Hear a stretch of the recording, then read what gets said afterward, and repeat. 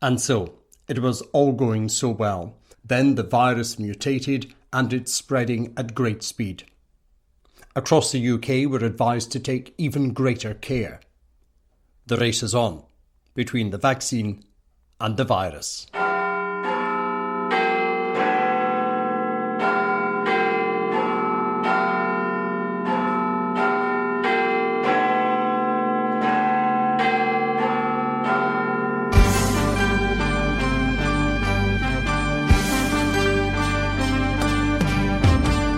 Scotland returns to lockdown as we're once again told to stay home.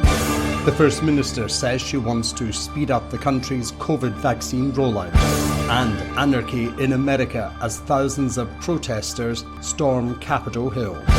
From Caledonia Media, I'm Charles Fletcher with Scotland's favourite political show, The Week in Holyrood. We're in a race. We've got the vaccines in one lane, we're speeding that up as much as we can, but we've got to slow down the virus in the other lane to make sure the vaccines can get ahead and ultimately win this race. And that requires real sacrifices again from all of us, which nobody likes, including me, but it is essential to stop people dying who otherwise wouldn't die and to stop our National Health Service being overwhelmed. We see in other parts of the UK right now what might lie ahead if we don't act quickly and decisively. Matanva, Fiskama. We're back in lockdown across mainland Scotland, and that includes the Isles of Skye, Arran, Bute and Gigha. The Northern and Western Isles and others on the Atlantic coast remain for now on level 3. And as the First Minister Nicola Sturgeon warns, we're in a race between the vaccine and the virus, and the vaccine must win. We absolutely must, all of us collectively, work to slow down this virus. And the most difficult thing I'm asking everybody to do again is to stay at home. Staying at home helps us control this virus. It helps us protect ourselves and each other.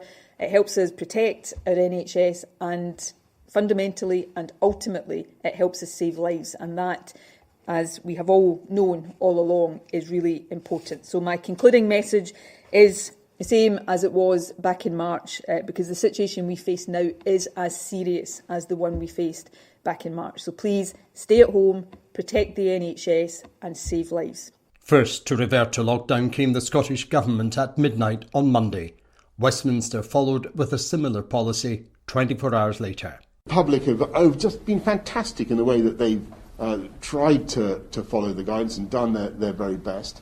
But I do think, obviously, as months and months go by, people's patience understandably starts to wear thin. So all I'm saying to everybody is, look, we've got tough weeks to come now. We've got the virus really surging. It's vital that everybody now does their bit together. Both leaders say swift action is required as COVID cases continue to increase, swollen by this new, faster infecting mutation of the virus. Lockdown came as the new Oxford vaccine began its rollout, but just how many people will get it and how soon remain key questions. More than 100,000 Scots have had their first vaccine jab already. Nicola Sturgeon says she expects to have delivered almost 10 times that by the end of the month. From Monday, there will be a daily update on the state of the race on vaccination. She wants to go faster, but much is down to supply. Nicola Sturgeon says all over 80s will have their first appointment within the coming 4 weeks. And by the end of next week, 1,100 vaccination centres will be operational. That will mainly be in GP surgeries. In practical terms, it's very logistically complicated to deliver, but it's not complicated for me to describe. We've got to basically use all of the resources in terms of people who can do the vaccination at physical premises to get them done. With the Pfizer vaccine, that has to take account of the really difficult logistics around the delivery of it. And our vaccination team are working literally every day to make sure we are maximising that, and that will continue. This is, without a doubt, the most important thing that government has to undertake right now. It's massive. Will there be hiccups and problems along the way, days where I'm probably standing here getting lots of questions from journalists about things that maybe have not gone as well as we wanted? Undoubtedly that will be the case, but overall getting this vaccination programme up and running at pace and getting this vaccine into people's arms as quickly as possible is the most important thing we've got to do right now. The vaccine rollout has completed in more than half of Scotland's care homes. NHS and care staff are getting their jabs now. But care homes are again under the spotlight as there are a growing number of COVID cases across the country. There's a continuing outbreak in Glenrothes and Stranraer, and there has been a significant increase in Highland and Argyll and Bute, with 900 positive tests since the 21st of December.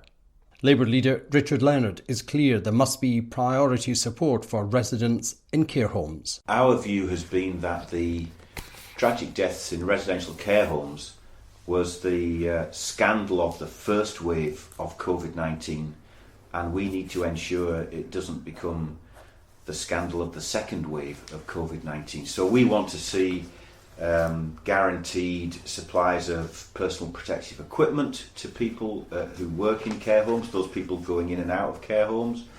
We want to see regular testing of the staff that work in care homes. We want to see, of course, all necessary measures taken, including no repeat of what happened previously, which we only discovered thanks to press freedom of information requests, that patients were discharged from hospital who had either not been tested at all for COVID-19 or, as it turns out, had been tested, had tested positive and were still sent into residential care homes. And the point about residential care homes is these are the most vulnerable and susceptible members of our community and are at most risk. And they should not be exposed to the additional risk that they were placed under by the early discharge of people from hospital who had not been tested for COVID-19. As fresh lockdown announcements come from governments in Edinburgh and London, it prompted the return of updates from 60 Seconds Scotland. They rolled out on Monday and Tuesday as the changes were announced. It's Monday, the 4th of January. I'm Charles Fletcher with 60 Seconds Scotland.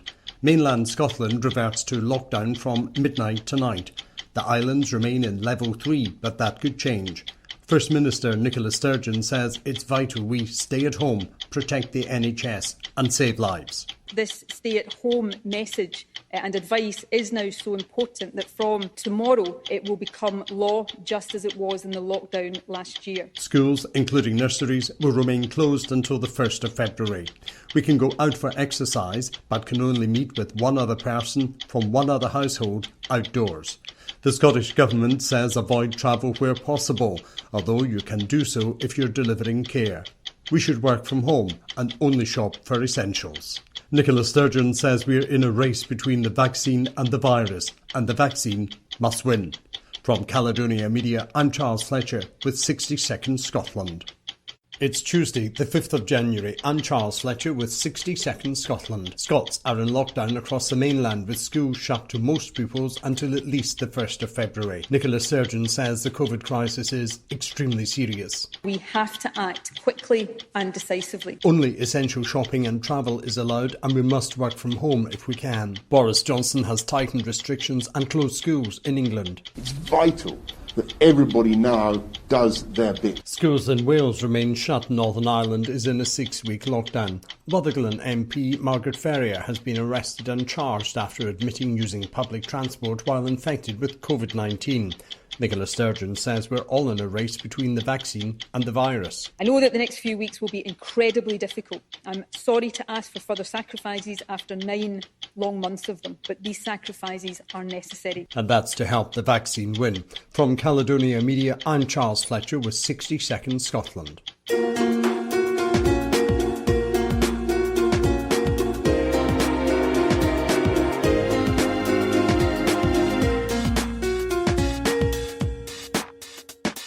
Now, the eyes of Scotland's political leaders and indeed around the world were quickly captivated by events unfolding in the United States this week. We witnessed anarchy in America as thousands of supporters of Donald Trump descended on the Capitol building in the heart of Washington, D.C. They breached security and entered the building as a joint session of Congress was underway to confirm the election of Joe Biden as the next US president.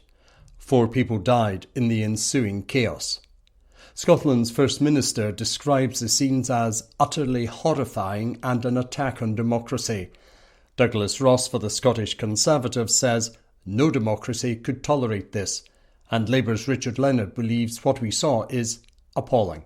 President-elect Joe Biden demanded Donald Trump call a halt to what he called an insurrection.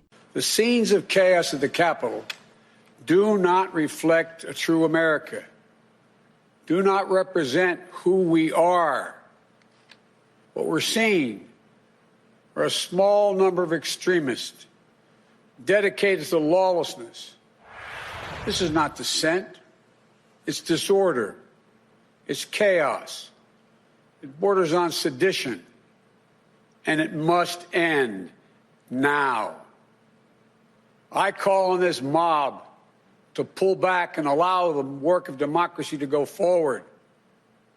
You've heard me say before in different contexts, the words of a president matter, no matter how good or bad that president is. At their best, the words of a president can inspire. At their worst, they can incite. And therefore, I call on President Trump to go on national television now to fulfill his oath and defend the Constitution and demand an end to this siege, to storm the Capitol, to smash windows, to occupy offices, the floor of the United States Senate, rummaging through desks, on the Capitol, on the House of Representatives, threatening the safety of duly elected officials. It's not protest, it's insurrection. The world's watching. Like so many other Americans, I am genuinely shocked and saddened that our nation, so long the beacon of light and hope for democracy, has come to such a dark moment. Eventually, Donald Trump put out a video message where he continued to claim the election was fraudulent, then told his supporters he loved them, but it was time to go home. I know your pain. I know you're hurt. We had an election that was stolen from us. It was a landslide election, and everyone knows it, especially the other side. But you have to go home now. We have to have peace. We have to have law and order. We have to respect our great people in law and order. We don't want anybody hurt. It's a very tough period of time. There's never been a time like this where such a thing happened, where they could take it away from all of us, from me, from you, from our country. This was a fraudulent election, but we can't play into the hands of these people. We have to have peace. So go home. We love you. You're very special. You've seen what happens. You see the way others are treated that are so bad and so evil. I know how you feel. But go home. We have to have peace. As the protesters laid siege to the Capitol, face coverings and social distancing meant little. COVID cases are continuing to rise across the US. Nicola Sturgeon told Good Morning Britain she was not overly surprised by the events unfolding on Capitol Hill.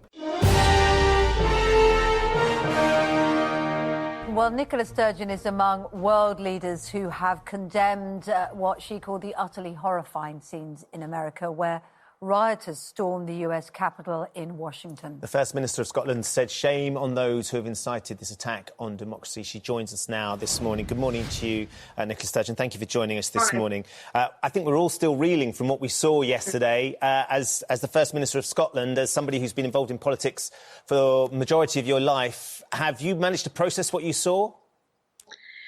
Not really. You know, on one level, I think what happened last night, what we witnessed last night, is not that surprising. In some senses, Donald Trump's presidency has been moving towards this moment almost from the moment it started. But that doesn't make it any less shocking. You know, what we witnessed weren't just scenes of, horrible breaches of law and order, people taking over the seat of democracy, but we actually witnessed the President of the United States inciting insurrection in his own country. And I think for many people it will take some time to get our heads round that.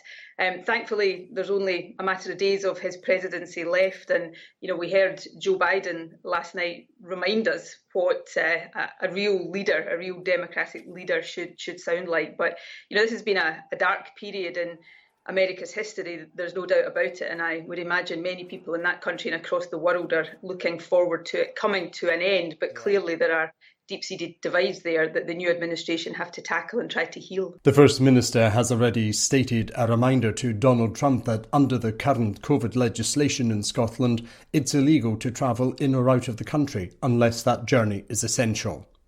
There's a belief going around that Mr Trump may be planning to pop over to Turnberry in Ayrshire and skip going to Joe Biden's inauguration in Washington on the 20th of January. Nicola Sturgeon says popping over for a game of golf is not an essential journey, so he should just concentrate on getting out of the White House. You're listening to The Week in Holyrood. I'm Charles Fletcher, and still to come, the Prime Minister says Scotland's only getting the COVID vaccine because it's part of the UK. This week we reverted to lockdown and were told to stay home. Scottish Conservative group leader at Holyrood, Ruth Davidson, says that's hard news at a hard time for us all. Nobody wants to live under restrictions for a moment longer than is absolutely necessary, or for those restrictions to be any tighter than needed. However, the increase in infection rate and the transmissibility of the new variant gives grave cause for concern. We have come too far to throw all our efforts away, and the rollout of the vaccine means that we can see a time soon when all this will begin to be over.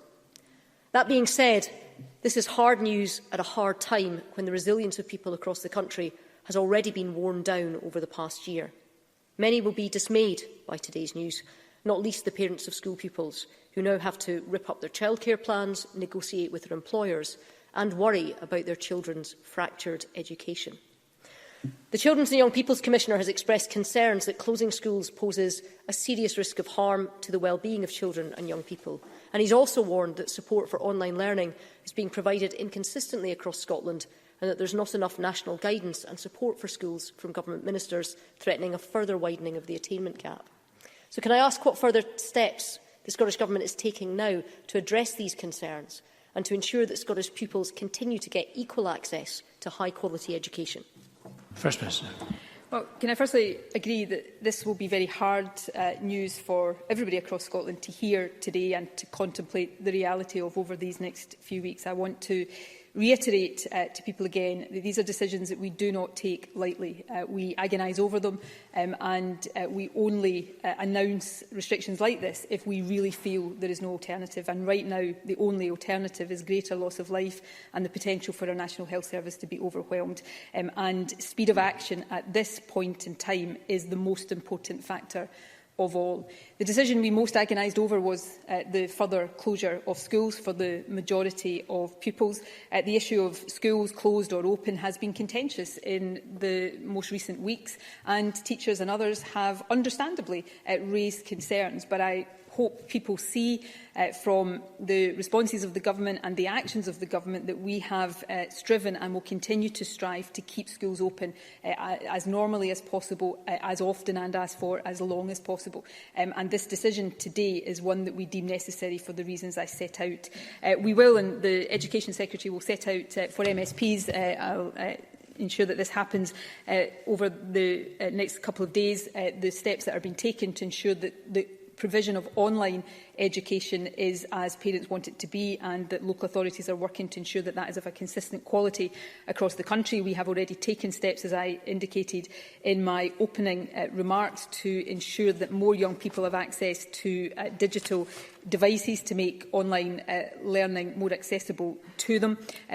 Schools and local authorities already have contingency plans in place. There is advice for parents available via the Parent Club website. Parents can also speak direct to schools for more advice. The National Online Learning Platform, GLOW, has seen a huge increase in users and usage since earlier last year, and we are working actively with local and national partners to enhance the online and remote learning options for pupils. That's work that will continue over the course of next week and for as long as is necessary. But let me end this answer with a reiteration of the point that we want this to be for as short a period as necessary for all of the reasons that I think everybody understands and agrees with.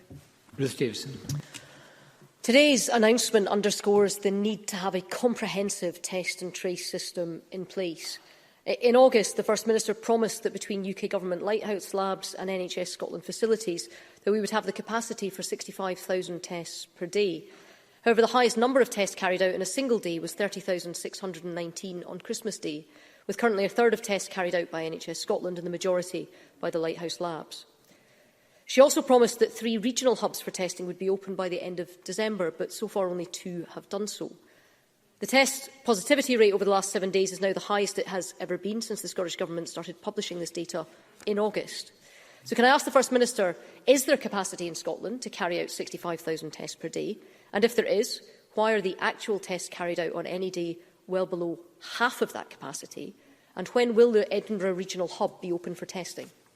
First Minister. Yes, there is capacity for 65,000 tests a day. That target that we set earlier in the year was met by Christmas. The number of tests, though, that are actually carried out on any given day is largely demand-driven because it is people who have symptoms coming forward for testing, and we have seen, and I think we will continue to see, that number rise as, unfortunately, this faster spreading strain of the virus infects more people. But the capacity and the demand for testing will often not be numbers that are exactly the same for obvious reasons. Of course, we do increasingly, although some of the asymptomatic testing is not done through the PCR testing that goes through the laboratory network, some of that is now done by lateral flow testing, which don't appear in these numbers. But some asymptomatic testing is done in this way. Care home staff, for example, which we are in the process, through the process of transferring from the Lighthouse Lab network to the NHS Scotland lab network. We do have a well-functioning test and protect system, and it continues to be a really important part of our response to this virus.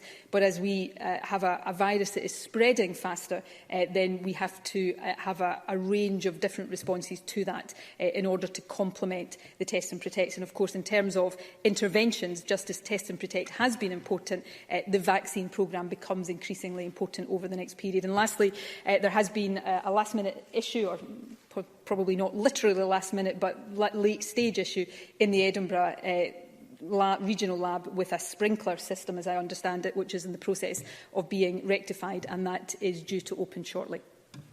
Davison. Today's announcement of further restrictions is particularly difficult to take when we've had such positive news in recent weeks of vaccines being proved and that have been bought in such quantities by the UK Government. In her statement, the First Minister said that we are in a race between the vaccine and the virus. It is impossible to know if we're winning that race at any given time if we only show the daily infection figures without the daily vaccination figures. The public needs more information on precisely how the rollout is going, both nationally and in their own area, as well as when they will receive their dose. Also, last week, the Health Secretary said that those aged over 80 will be invited to attend their vaccinations by letter. So can the First Minister commit today to publish not just the national vaccination figures, but also the numbers vaccinated by health boards so that people can see the progress in their own communities? And can she tell us now when everyone in the over 80 cohort will receive their letter with vaccination appointment details? First Minister.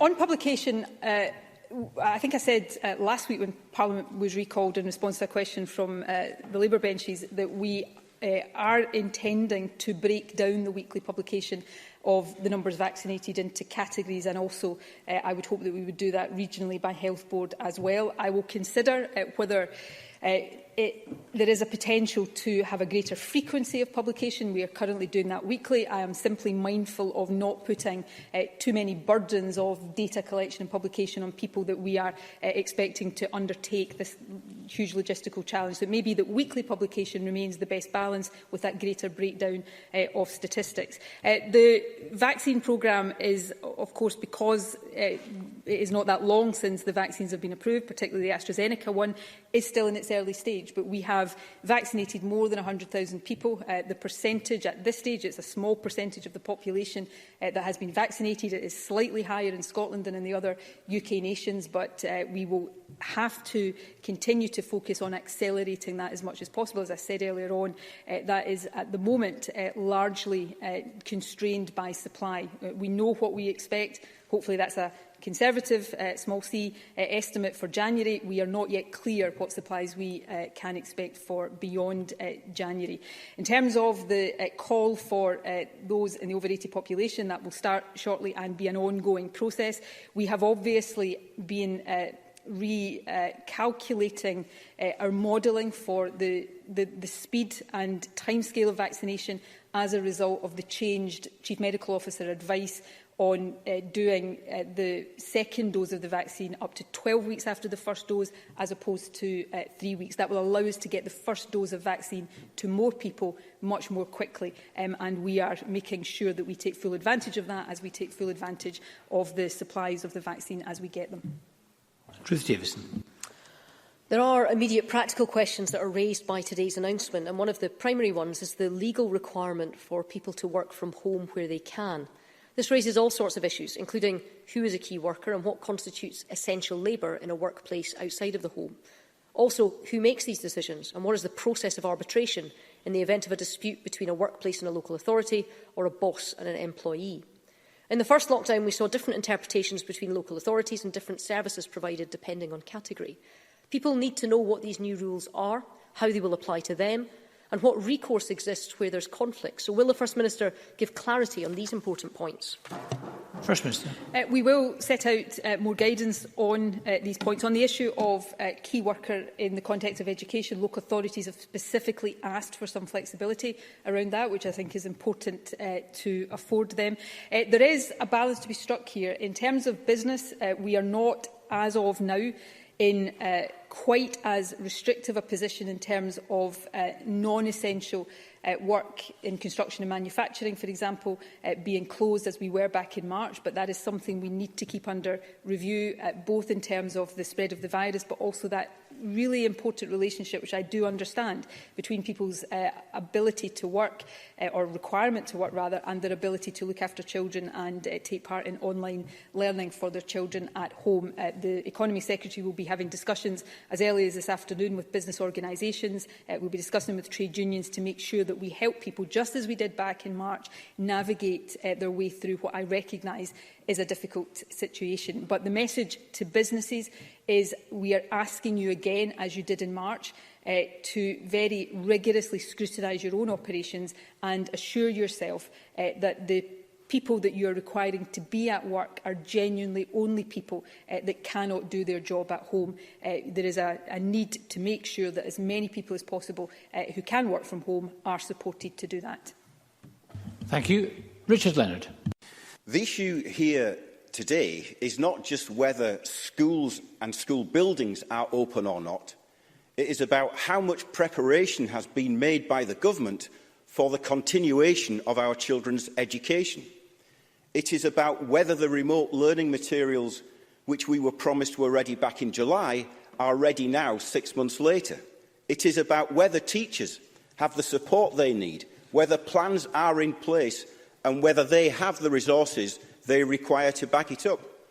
And it is about how much support there is for working parents, what the plan is for them. For example, does the First Minister have a plan to encourage all businesses to furlough all working parents who need to take time off to support their children?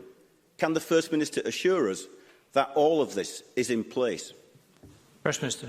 What I'm not going to do is pretend to people that any of these things are easy. They're not easy for the people who are having to live with the consequences, and these things are not easy for any government anywhere. But yes, we are, as we did earlier, in the pandemic and at the outset when we were in lockdown previously. We will do everything we can to help people both navigate their way through these decisions but also deal with the impact of them. So we have taken significant steps around online learning. For example, the National E-Learning Offer, which is a collaborative programme involving the Scottish Government, Education Scotland and local government, has already helped improve the options that are available to schools.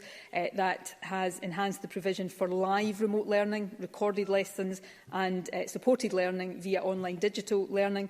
One initiative within that is eSchool, which is refreshed and has expanded its range of study support courses, and there are a range of courses ranging from National 5 to Advanced Higher available in that. So there's a number of ways in which that support has already been strengthened, but we will continue to look to do that on an ongoing basis. But fundamentally, the priority here in getting transmission down again is to keep the period of schools being closed as short as possible. As I said earlier on, we will be discussing, led by the Economy Secretary starting today, with business organisations, the expectation on businesses to do everything they can to support their workers to work from home and to support workers who have childcare responsibilities, and we'll keep Parliament updated in any further initiatives that arise from that. But I know businesses have already worked hard to do that, and this, again, we are at a stage here where we need to have a massive national collective endeavour to overcome this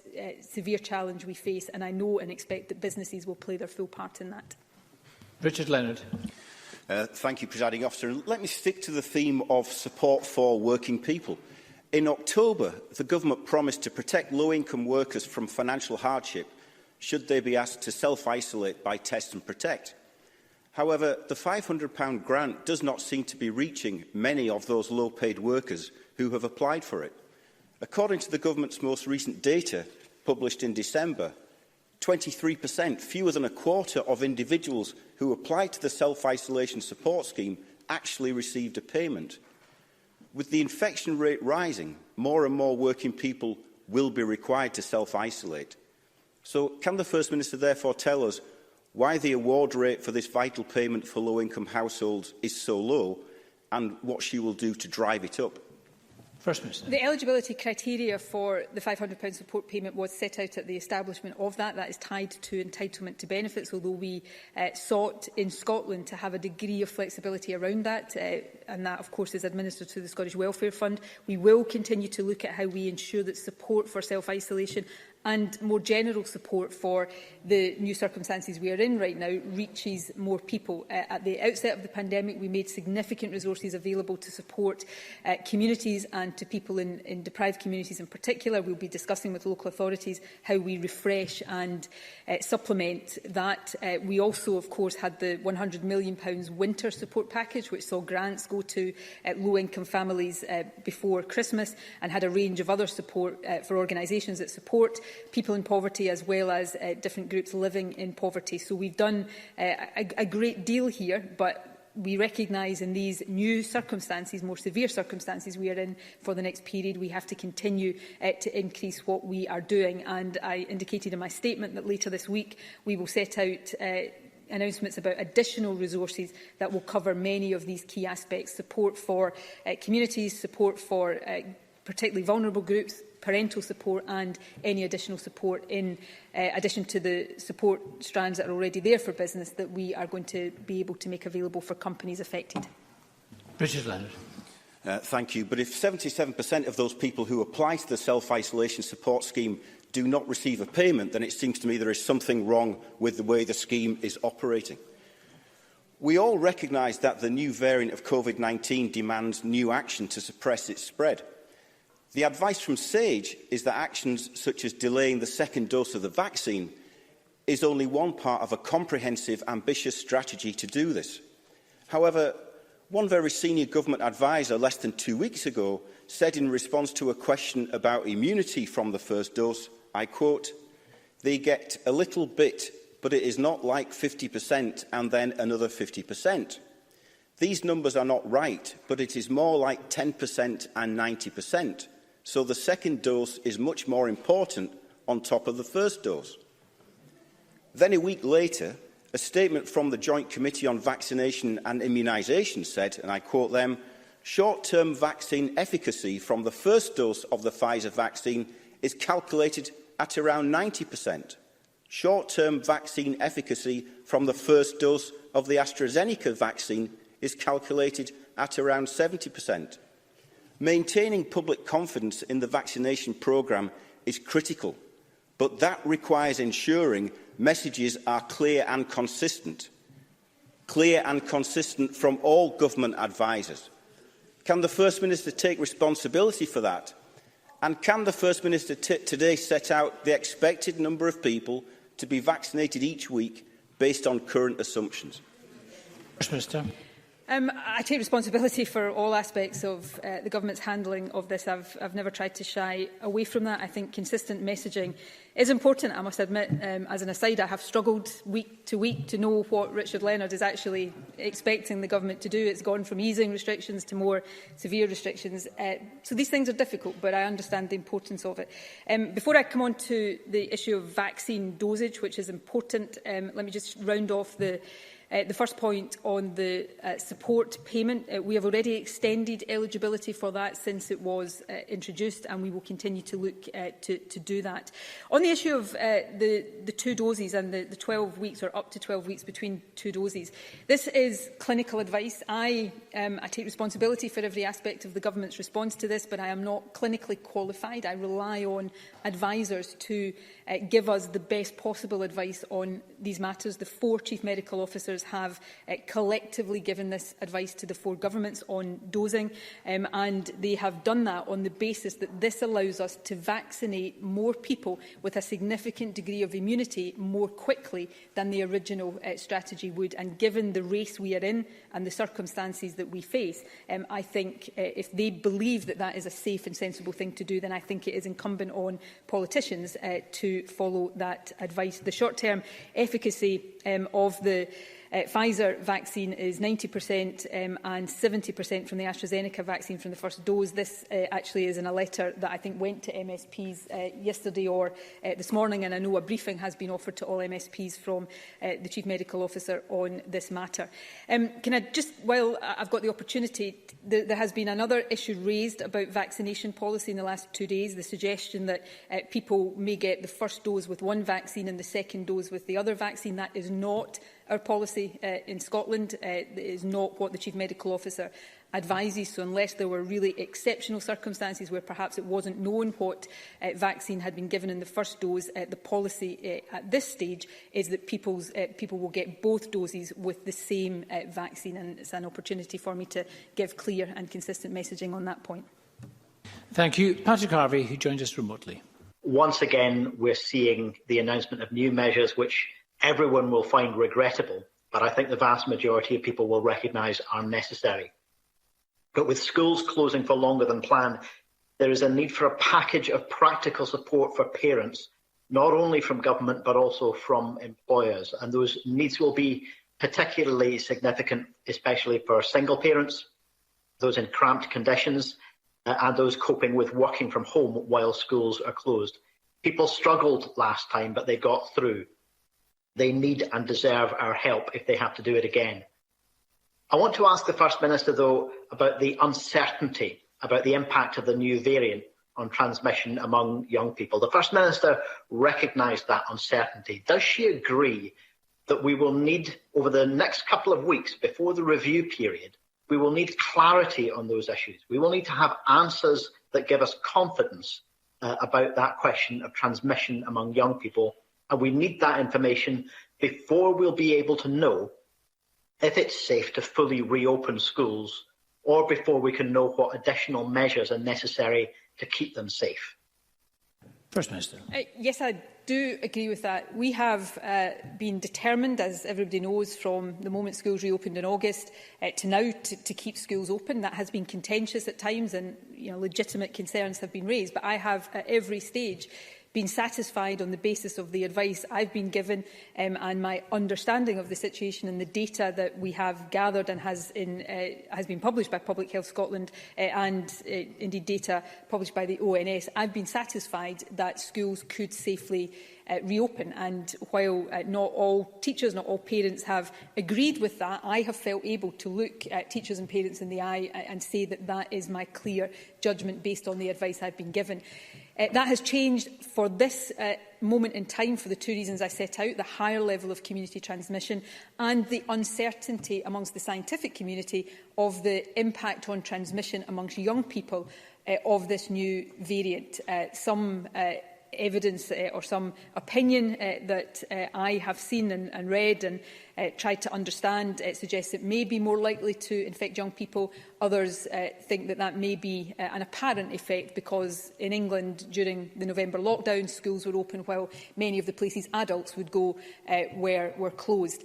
So we need to understand that more. I hope we will have a greater understanding of that in the weeks to come. But yes, of course, there can be no greater responsibility than making sure the schools we send our children to are safe, and therefore in order to get schools back open again, as I desperately want to do and will strive to do as quickly as possible, I need to be satisfied in order that I can say to teachers and parents that it is safe to do so. And we will be looking at all of these issues very carefully. But, lastly on this point, before I just briefly touch on the other point Patrick Harvey raised, we all have a part to play here. If we all abide by and accept these tough restrictions that we're setting out today, we can bring community transmission down, and that creates the best possible conditions for getting schools back open. And very briefly, I agree with him that we need a package of support for parents over this next period. The government will play a part in that. We will work with businesses to ensure that they do, and we will be working with councils with additional resources to make sure that that can be made available.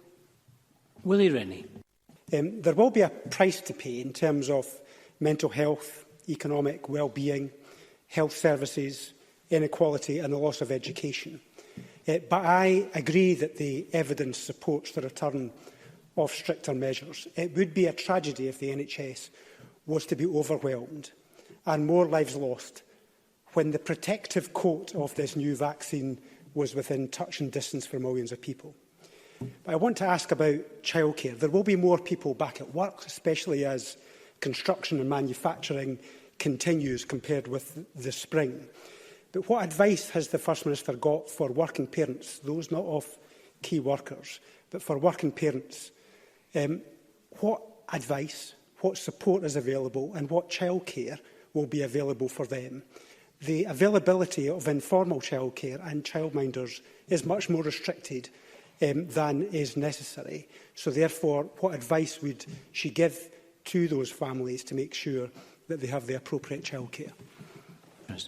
Well, can I firstly agree that there is a price in all sorts of respects that will be paid definitely for some time to come for this pandemic in Scotland, the UK, Europe and in the world. But there will be a much bigger price to pay if we do not act to get this virus under control. And that is the central driving imperative that motivates the government each and every single day. On childcare, my advice to parents, firstly, I'm not going to insult the intelligence of any parent. This is a really difficult situation and nothing I can say standing here takes away the challenges that parents are confronted with right now.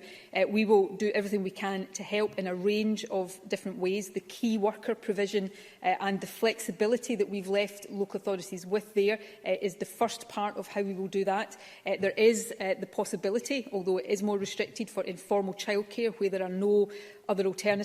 We will also, as I've said a couple of times in response to previous questions, work with businesses to make sure businesses are helping parents who are amongst their workforces who have childcare responsibilities, and we will be looking in very short order, including with additional resources, what further practical support, including financial support, we can provide to those who need it. So this will be a package of support, but I don't want to stand here and suggest that that takes away every difficulty that working parents will face over this next very difficult period, which is why the most important thing we can do, and this is a job for government but a job for all of us, is to get this virus under control so this period of schools and early years education not operating normally is as short as we can possibly make it. Willie Rennie. I certainly agree with the First Minister with regards to that. We know that the threat of the virus increases with the age of the individual. So is the First Minister considering the reopening of nurseries and primary schools at an earlier stage than secondary schools after February? And can I ask about the islands as well? I see that they are remaining in level 3, but their schools are to close. What is the justification for that? Many of the islands don't have adequate broadband and will find remote learning quite difficult. So what provisions are going to be made available to them, and what is the justification for the decision? First Minister.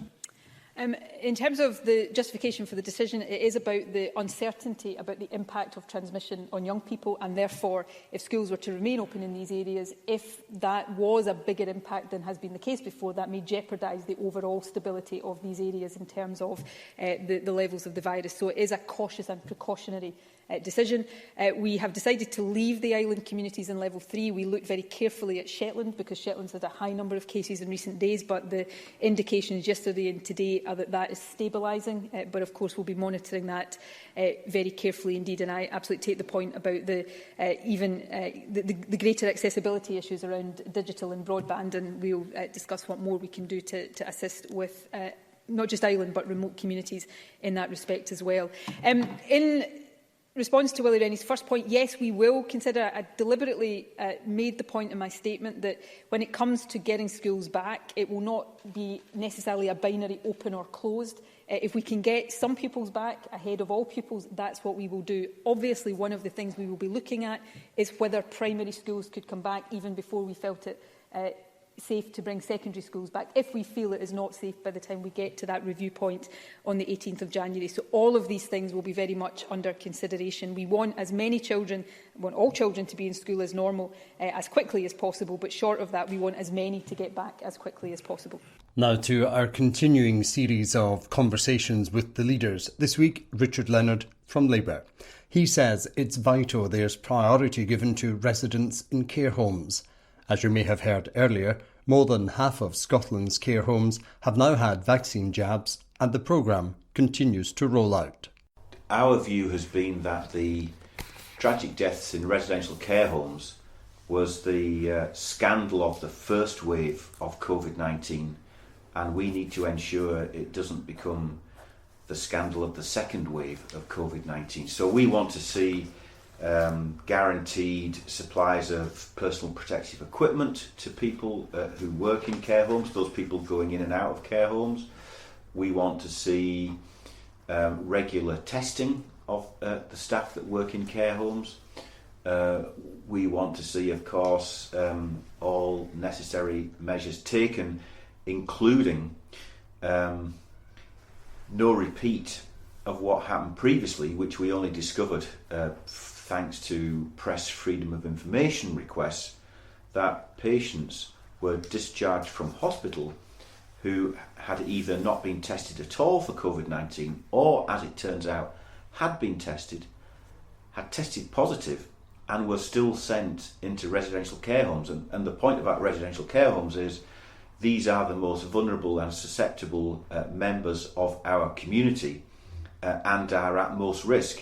And they should not be exposed to the additional risk that they were placed under by the early discharge of people from hospital who had not been tested for COVID-19.